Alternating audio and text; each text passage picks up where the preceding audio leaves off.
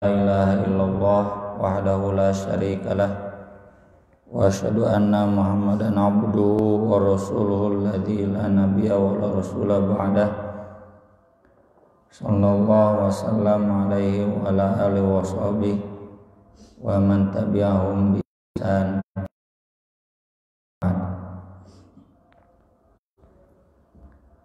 Babu du'ain Nabi sallallahu alaihi wasallam Allahumma ar-rafiqul a'la. Doa Nabi sallallahu alaihi wasallam, ya Allah yang dekat dan yang paling tinggi.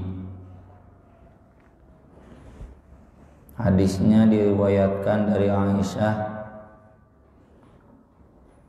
Beliau menjelaskan Rasulullah sallallahu alaihi wasallam bersabda, lan yuqbadhu nabiyyun qattu, tidak akan dicabut nyawa seorang nabi pun hatta yara maq'adahu minal jannah, sehingga dia melihat tempatnya di surga. Tsumma ada seorang hamba yang sudah diberikan pilihan oleh Allah antara isinya dengan dunia, fakhtara ma indallah, lalu dia memilih apa yang ada di sisi Allah. Nabi teh aku qouli hadza wa astagfirullah, gitu, singkat ceramah. Sesudah itu Abu Bakar kemudian menangis sampai kata para sahabat yang lain, cenah aki. Falamma nazala bihi, ketika turun itu naik. Yang tadi pilihan menjelang wafat, yang ini mah saat-saat sakaratul maut.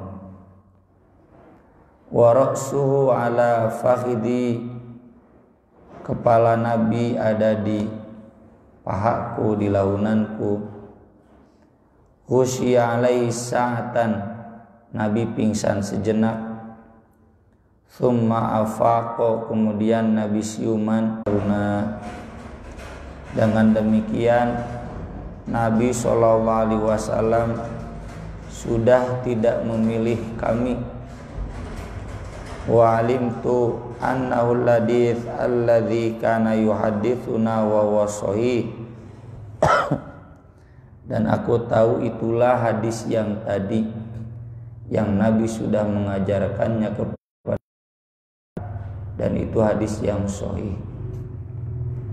Fakana tilka akhiru kalimatin takallama biha, maka itulah kalimat terakhir yang Nabi ucapkan, Allahumma rafiqul a'la, ya Allah yang dekat dan yang tinggi. Maksudnya kata Aisyah ini, jadi kalau kita sakit geus ninggalin nu kitu, tah itu menjelang. Kalau Nabi SAW diperlihatkan surga. Terkait dengan hadis-hadis Aisyah sendiri, Nabi SAW kalau sakit, beliau selalu membaca al-mu'awwidzat, kulhu falak binas, lalu ditiupkan ke tangannya, lalu diusapkan ke tubuhnya. Tapi ketika sakit yang itu Nabi tidak mengamalkan. Bahkan ketika Aisyah yang membacakannya, ku Aisyah dibacakannya qul falak binas, tapi pakai tangan Nabi, bukan tangan Aisyah, karena lebih barokah tangan Nabi. Nabi tetap tidak baca muawwidzat itu, malah baca ini ar-rafiqul a'la. Ini kaitannya dengan tema bolehkah ketika sakit seseorang memilih berdoa untuk mati? Sementara saya jawab khusus Nabi boleh, karena Nabi diberikan pilihan dalam kondisi sakaratul maut. Sakaratul maut itu kan menjelang. Sakarat itu sukarote linglung mabuk, lai mabuk kan, la taqrabus sholata wa antum sukar, non sakau lah gitunya, sadar teh sadar. Dalam kondisi seperti itu boleh seseorang tidak berdoa, ya Allah sembuhkanlah aku, boleh. Malah berdoa, ya Allah mudahkanlah misalkan kematianku, boleh. Atau mau pakai doa ini boleh, Allahumma ar-rafiqal a'la, hanya tadi bukan menjadi syarat. Orang-orang yang sudah merasa memang menjelang mati dalam sakitnya, lalu dia berdoa seperti ini, boleh. Nabi pun mengamalkan. Ini juga jadi dalil bahwa meninggal mengucapkan la ilaha illallah itu juga bukan syarat harus diucapkan. Hanya Nabi menyebutkan neraka heula. Mungkin juga dia ke neraka dulu lalu kemudian masuk surga. Hanya pasti kalau orang mengucapkan la ilaha illallah sebelum meninggal, dia tidak pernah sholat, tidak pernah zakat, komo haji, tidak pernah Islam memehna, kafir, dia pasti masuk surga. Makanya Nabi SAW memaksa Abu Thalib, wa'na ya ammi qul la ilaha illallah kalimatan wa haju bika biha in kaitannya dengan hadis-hadis yang melarang berdoa memohon mati. Ada memang itu kaitannya kalau kita sedang sakit, masih belum sakaratul maut, masih belum merasa akan menjelang mati, maka tidak boleh. Nah, Ustadz cenah menjelang mati ini apa kriterianya? Ya saya juga nggak tahu, belum pengalaman. Cuma ada hadis Sa'ad bin Abi Waqqas yang terkenal, yang dia sudah merasa akan meninggal, minta saran ke Rasul, harta saya 2/3 mau saya sedekahkan. Kata Nabi, jangan. Setengahnya jangan, 1/3 silakan. Kan gak jadi meninggalnya. Sa'ad bin Abi Waqqas masih hidup sampai zaman Ali bin Abi Thalib. Jadi memang subjektif. Seandainya kita merasa akan meninggal, maka gak boleh, ya Allah matikan saja aku, ya Allah cabut saja nyawaku sekarang, tuh gak boleh. Kecuali kalau menjelang meninggal, sakaratul maut, boleh doa seperti Nabi atau seperti yang Nabi ajarkan berikut ini. Dalilnya di sini babnya bab doa bil maut wal hayat, berdoa mati dan hidup. Khabbab bin Al-Arad, beliau sakit parah sampai ada jahitan luka di perutnya juga ada.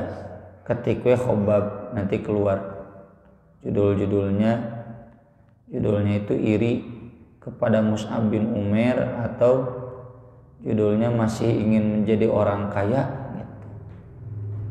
Kenapa? Karena Khobab di sini ingin mati bukan karena sakit. Khobab ingin mati karena terlalu kaya. Kata Khobab, saya punya 25.000 dirham di peti, gak pernah dikunci, gak pernah tidak diberi. Kalau ada yang meminta, nggak ada yang memintanya. Saya takut itu adalah kesenangan saya yang didahulukan di dunia. Kesenangan surga yang dicicil, dibayar di dunia, nanti di surganya jadi sedikit.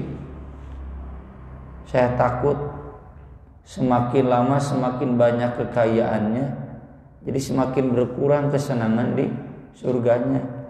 Kalau diizinkan, saya ingin mati sekarang saja.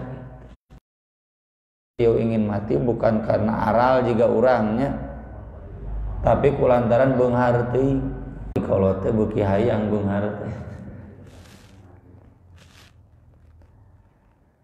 Kemudian Anas bin Malik menjelaskan Rasulullah SAW bersabda, la yatamanna yan'adukum al-mauta lidurrin nazalabi.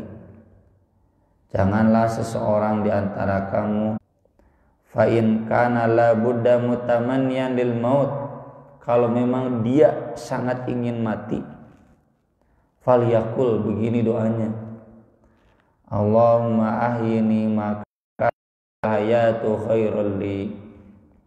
Ya Allah, hidupkanlah aku jika hidup itu lebih baik untukku.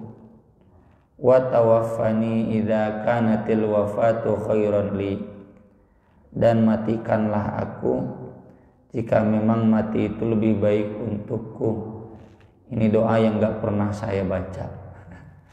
Palebah hidup nama siap, kita palebah matikanlah aku jika mati, dan mati terserah Allah. Tapi kalau menjelang wafat, boleh kita tidak berdoa sembuh, boleh kita tawakal, ingin segera ar-rafiqul a'la. Doa apa nanti? Ya Allah, sampaikanlah aku di yang paling dekat dan paling tinggi. Boleh. Ini catatan karena madorot yang turun. Karena memang kalau ingin matinya, ingin boleh. Dan itu diamalkan oleh Abu Hurairah menjelang wafatnya. Ada orang meninggal, diantarkan, datang ke kuburan, nama Kapolri Pasinaraga. Lalu Abu Hurairah mengatakan, andaikan aku yang ada di sana. Murid-muridnya kaget.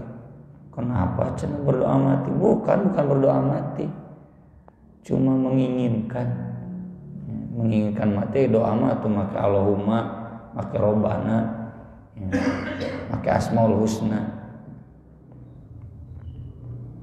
Itu jadi kesimpulannya, berdoa memohon mati tidak boleh. Kalaupun boleh, berdoa memohon hidup dan mati. Allahumma ahyini maka natil hayatu khairul li wa tawaffani maka natil wafatu khairul li. Yang kedua, menginginkan mati tapi nggak pakai doa. Nggak boleh kalau stres duniawi, dagang untung ngadon buntung jeung buntung hayang maut, nah itu nggak boleh. Tapi kalau menginginkan mati karena stres dengan agama, lieur cenah ngabandungan pamarentah jeung ulama geus lieur misalnya, geus rusak agama, mun munang ning maot ayeuna misalkan, itu nggak jadi dosa, boleh. Ciri kiamat itu demikian, saking rusaknya agama sampai orang soleh menginginkan mati. Lalu kalau menjelang meninggal, dan ini tentu subjektif, kita tidak berdoa memohon kesembuhan,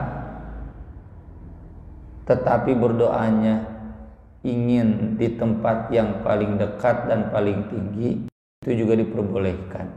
Itu bukan berdoa meninggal, tapi seandainya ini pilihan mati sekarang, ingin yang paling dekat dan paling tinggi, meski misalkan meninggalnya tidak jadi.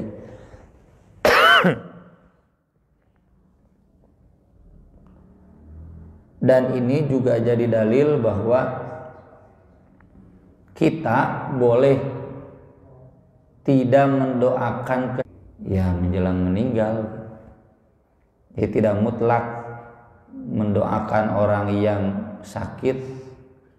Lalu ini menjelang ya kan, tadi ini sedang membahas menjelang meninggal.